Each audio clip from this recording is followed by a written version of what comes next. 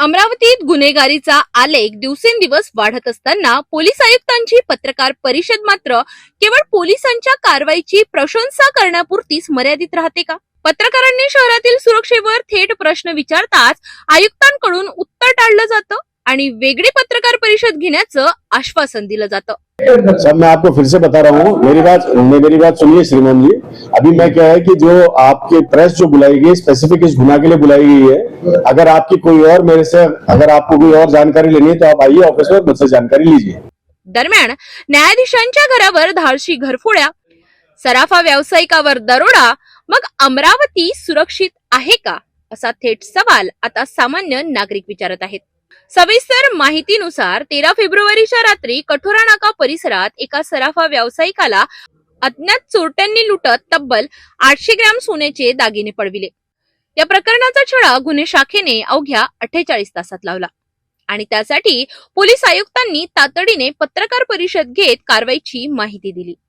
मात्र त्याच दिवशी मध्यरात्री अमरावती शहर हादरलं। कांतानगर परिसरातील 5 न्यायाधीश आणि 4 कर्मचाऱ्यांच्या घरांमध्ये घरफोडी झाली। शहराच्या सुरक्षेवर मोठे प्रश्नचिन्ह निर्माण करणाऱ्या या घटनेबाबत पत्रकारांनी पोलीस आयुक्तांना प्रश्न विचारले, पण ही पत्रकार परिषद फक्त सोने चोरी प्रकरणासाठी आहे, त्या संबंधित प्रश्न विचारा असं उत्तर देत आयुक्तांनी इतर प्रश्न टाळले। सर मैं आपको फिर से बता रहा हूँ, मेरी बात सुनिए श्रीमान जी। अभी मैं क्या है कि जो आपके प्रेस जो बुलाई गई स्पेसिफिक इस गुना के लिए बुलाई गई है। अगर आपकी कोई और मेरे से अगर आपको कोई और जानकारी लेनी है तो आप आइए ऑफिस में, मुझसे जानकारी लीजिए। पत्रकारांनी शहरातील वाढत्या गुन्हेगारीबाबत बोलण्याची मागणी केली असता त्यासाठी वेगळी पत्रकार परिषद घेऊ असं सांगण्यात आलं। त्यामुळे अनेक प्रश्न उपस्थित होत आहेत। गुन्ह्याचा खुलासा झाला की तातडीने पत्रकार परिषद, पण शहरातील सुरक्षेवर चर्चा टाळली जाते का? निवडणुकांनंतर गुन्हेगारींवर आळा घालणं हे पहिलं प्राधान्य असल्याचं आयुक्तांनी पदभार स्वीकारताना म्हटलं होतं। मात्र आता गुन्हेगारच पोलिसांना खुलं आव्हान देत आहेत का, अशी चर्चा शहरात सुरू आहे। आज न्यायाधीशांच्या घरात चोरी होत असेल तर सामान्य नागरिकांच्या सुरक्षेचं काय? फोटो सेशन पुरतीच पोलिसी आहे का, असा संतप्त सवाल अमरावतीकर करत आहेत। अमरावतीत गुन्हे उघडकीस येत आहेत, आरोपी पकडले जात आहेत, पण गुन्हे घडूच नयेत यासाठी मात्र उपाययोजना, शहराच्या सुरक्षेबाबत पोलीस आयुक्त कधी बोलणार? अमरावतीकरांना आता उत्तरांची प्रतीक्षा आहे। दिनांक 13/2/2026 रोजी रात्री 9च्या सुमारास सुशांत मनोहर शेरेकर हे आपले स्वयंकार होते। ते आपल्या घरी चालले होते, दुकान आपले बंद करून। ते त्यांचे घराजवळ कटोरा नाकेला एक 4 व्हीलर गाडी होती, त्यांना त्यांचे आडे लावली आणि त्यांना पाडला आणि त्यांच्याकडे जे पिशवी होती त्याच्यामध्ये जे सोन्याचे दागिने होते तसेच रोख रक्कम होती ते घेऊन पळाले होते।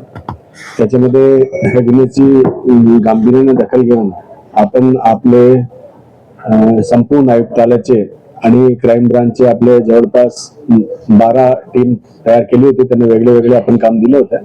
त्याच्यामध्ये तांत्रिक विश्लेषण तसेच कसोशीने तपास करण्यात आला, सीसीटीव्ही फुटेज बघण्यात आली, गुप्त बातमीदार ऍक्टिव्ह करण्यात आले। त्याच्यामध्ये आपल्याला असं माहिती भेटली की आज गुणवंत महाराज हॉटेल नांदगाव पेठ या ठिकाणी हे जे आरोपी आहे ते येणार आहे। ते आपले जे हिस्से आहेत त्यांचे वाटप करण्यासाठी ते येणार आहे।